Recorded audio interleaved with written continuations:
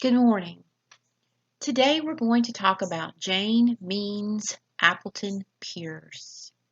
She was born on March 12, 1806. She married her husband Franklin Pierce on November 19, 1834, and she died on December 2, 1863.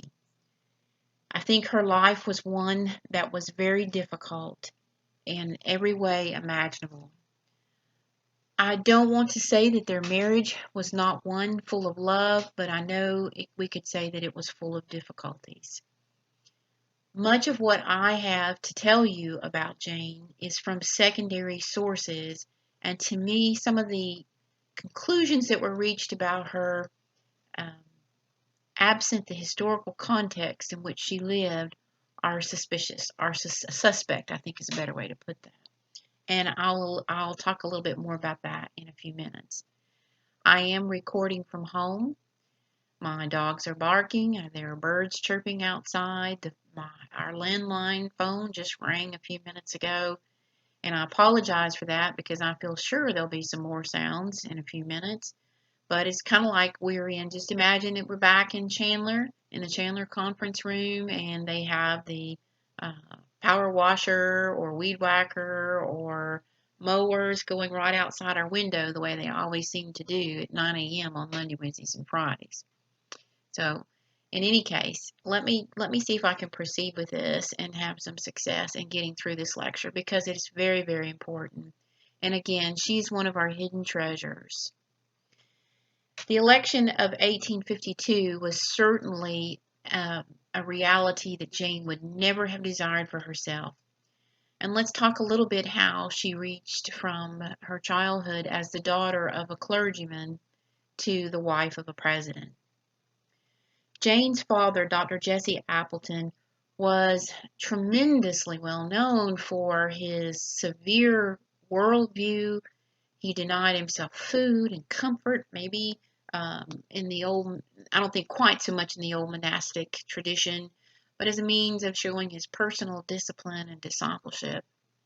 And it is written about him that he believed in a severe, wrathful, and vengeful God.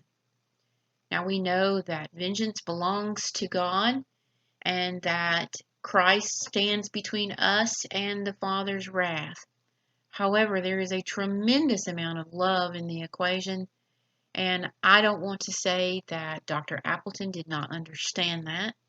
He is coming from the New England tradition, and their tradition was very different. This is the age, Dr. Justice could tell you better than I, where there has been a tremendous growth in some of the preaching movements, and this was a way to get people's attention. Just as in the South, we have what people call hellfire and brimstone, and it could be a reflection of a true belief in the nature of God, or it could be trying to get the attention of people who are listening for the sake of their salvation. Jane was said to have a very melancholy and shy disposition, and there has been a leap saying that this personality came from the years of her father's preaching and the severity of her household environment. I do not have any primary materials that tell me that, or secondary sources that can give me a convincing argument. It could be true or it might not. Her father left this earth when she was about 12 or 13, and she proceeded along a normal course and development, education for a young lady, and her religious zeal continued. She was a woman whose faith was everything to her. She never seemed to run from it or rebel from it. When she and Franklin Pierce became acquainted, and it was obvious that matrimony was on the way, her family was very disturbed. They felt that he was more interested in his career in politics than he was in seeking God's will or in church life, the way you and I understand that. He also had, and I want you to understand that he fought this all his life, and this will eventually end his life. He will have a problem with alcohol. And I am sure that Jane struggled with that as well. despite their differences, despite their different um, personality types, they seemed to have a very loving marriage. Again, one that had enormous difficulties, one which had separations, and one which ended, of course, in her death before his own. But they seemed to nevertheless be in it together. Now, I'll let you draw your own conclusions after what we talk about. They have 3 sons. Jane and Franklin will have 3 sons. Franklin Pierce Jr., born in 1836, Frank Robert in 1839, and Benjamin in 1841. Unfortunately, all of those children will die in childhood. Franklin Pierce Jr., very young. Frank Robert at about 4, if not quite 4. And then Benjamin at about the age of 12, 1841 to 1853. Pierce had a career in the military, a hero, and he also had a political career. He will resign from his seat in the Senate to go home and look after his melancholy wife after the death of their second son. And she is hoping that he can stay out of politics. She felt that his views were not right, and I'll talk about that in a second. And she felt that the political life in Washington, D.C. was in and of itself immoral. And I am sure she equated his drinking, that issue, with the demands of politics and the social environment of Washington. When President Polk was elected president, he wanted Pierce to be his attorney general. Pierce declined, and then he turned down other political opportunities that he had, and he ran for governor of New Hampshire. Now, that would keep him in their home state. He will serve in the War of Mexico and return with a very high profile. So, like Zachary Taylor, who you will have read about by the time you hear this, he was drafted into his party's nomination for president in 1852. Jane felt that this was the breaking of a promise that he had made to her not to return to Washington politics. And sadly, she will find out later that he was not just drafted, that he had sought this or put his name into the political arena once again. When he is elected president, actually, and not only named nomination, but he's elected president against another General Winfield Scott, she is purportedly to have fainted with the horror of the news. So, but nevertheless, she gets herself together, decides to make the best of it, take their young son, Benjamin, with them. Before the inauguration was to take place, however, they were called to attend the funeral of a family member, and this would take them some distance, and they thought that it's best to travel by train, and the train trip would be exciting for Benny. Sadly, tragically, on the way, the passenger car in which they were riding jumped the track. I think there was actually a split in the rail itself. It jumped the track and it went down an embankment. The only person seriously injured and killed was their son, Benji, and as she called Benjamin, and he had horrific injuries that she herself saw. Now, none of us, unless we have experienced something like that, can understand the kind of mark that it leaves. She did supposedly see this as a sign that they should never have planned on or pursued this political position, And in fact, she has said, again, I'm relying on secondary sources, that she blamed Franklin for Benji's death. And I think that she comes out of that thinking, and they try to restore their relationship. But it's awful. This whole situation is awful. And she cannot bring herself to attend the inauguration. When she does arrive at the White House, she remains in black garb, and she will hang black curtains on the windows. This was not the least bit unusual for the day, even though she's called the shadow of the White House, death's hood in the White House. This was completely appropriate behavior given what they had experienced. There was almost no entertaining during the first 2 years. When there were formal functions that she should have attended, she will have an aunt aunt by marriage, who will do the service for her.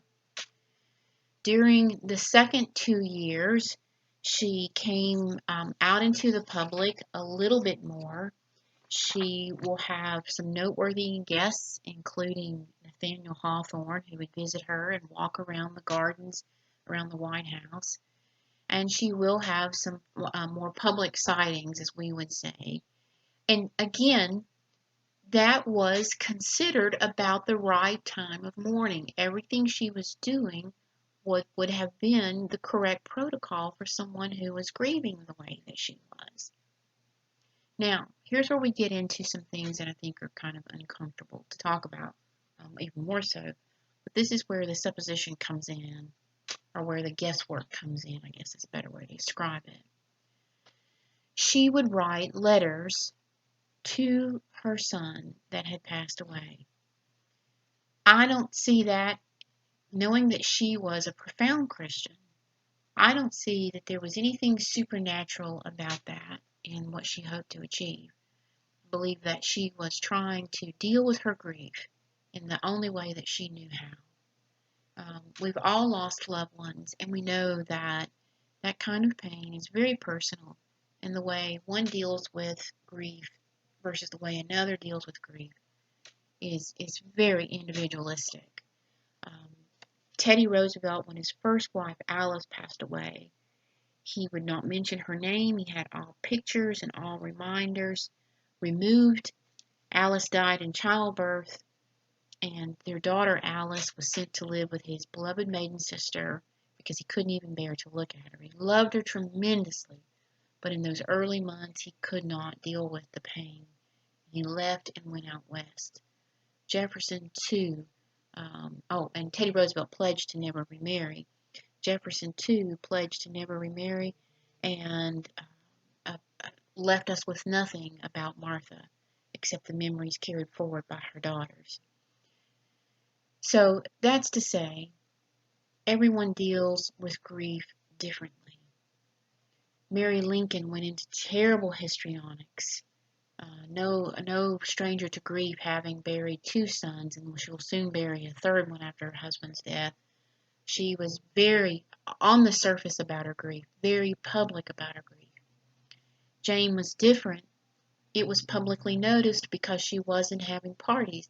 But I dare say that had she tried to resume normal Washington society or social events, she would have been criticized for that.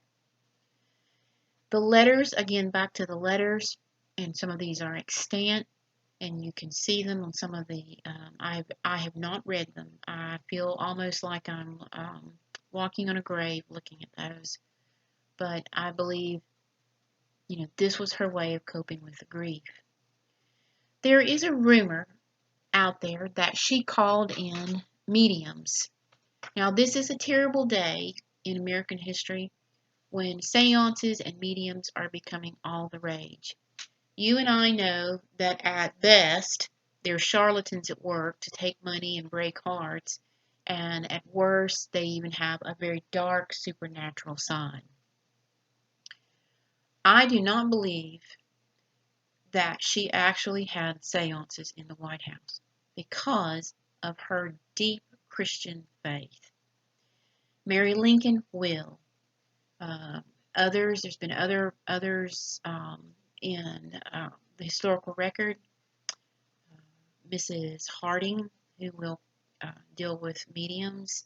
It was said that Hillary Clinton did, and again, I'm not sure that I want to take that one to the historical bank, but I do not believe that Mrs. Pierce would do something like that. Again, this is a time when these are all the rage, and anybody who had any financial means and access to them would certainly have thought this was the way to go to open up the afterlife. But I don't see that as being, I think that is a terrible rumor that has gotten about and stayed on the record, unfortunately, about Mrs. Pierce. One element in their marriage that divided them deeply, and this has to be spoken to, one element aside from the death of their children, heartbreak with that, is they had different views not only on alcohol consumption, on the morality of a political career, but on the morality of slavery.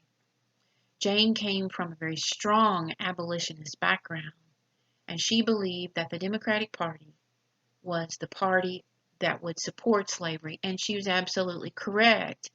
And as a Democrat, cut in the mold of Andrew Jackson, cut in the mold of, um, uh, President Polk, then he was a supporter of slavery. And his opponent in the election of 52 was a Whig against slavery. We don't have the Republican Party taking shape yet. But if you're a Democrat, it was assumed that you had at least a modicum of support for slavery. And as our nation was on a path to war over this issue, it seemed to divide this couple as well. So, here is a wife who loves her husband desperately, who has lost the three mainstays of her lives and her three boys. She feels her husband's career is immoral on its face. She feels her husband's viewpoints are immoral and ungodly, and yet they stay together. Now, after he completes this term, and we'll talk a little bit more about the election of 1856, where we have another dreadful president, probably one that everyone considers one of the very worst, in the person of James Buchanan. They go home. She will leave and stay with family. He goes back to the family property. They do reconcile if they were apart for emotional reasons. They will reconcile. They will go on a trip and travel together. She suffered from tuberculosis, which was not unusual in that day at all. She was very, very small, always under 8, and he was always concerned about her health. And you and I know that whenever you have grief or terrible stress, that it takes a toll on your health. So look at what she has experienced. She dies, and she precedes him in death. And he seems to try to pull himself together and will go through a period of sobriety. And I think there is whispers of another female relationship, although he does not remarry. And he has some other interests. He has a restored interest in church and becomes an Episcopalian, the way that she will have become an Episcopalian, and seems to have a shot at a normal life himself. Unfortunately, his sobriety will not last. He resumes his heavy drinking, and with devastating effects on his already weakened liver. So when he leaves this earth, he dies of cirrhosis of the liver. Now, this seems to me to be, one of those first ladies we could have just gone right over and written a short little synopsis about. But I think there's a lot to Jane and a lot to their marriage that the historical record does not convey. Marriage is an excellent mystery. And she loved him, and I think they loved each other tremendously, or they would not have been able to endure the things that they did. And if you decide to write one of your biographical sketches on Mrs. Pierce, I champion that, And I hope that you can find something a little bit deeper than what we've done here to understand her. So when we come back with our next lecture, we're going to talk about someone who seems to be the absolute antithesis of Jane in the youthful frivolity and loveliness of Harriet Lane, the niece and ward of our only bachelor president, James Buchanan. So I hope that you found something interesting here that you can do your own research about. I appreciate your patience with all the background noises today, and I look very much forward to getting to the next lecture, and then we'll have our time with Mary Lincoln. When we go forward in this class, because time is drawing short, there will be some, and I usually do this anyway, there will be some that I will skip and allow you to do your own research on and for your own timeline, and that won't be difficult for you at all. If you have any questions, let me know. And I do want you to think as you're going through, if there is a particular First Lady going forward that you want to make sure that we have a lecture on, just let me know. Also, if you would like to meet a Zoom or FaceTime, please let me know that as well, because I'll have some free time coming up. I'll be doing a little traveling here and there, but I do have some free time over the next week. So look forward to hearing from you, and thank you for your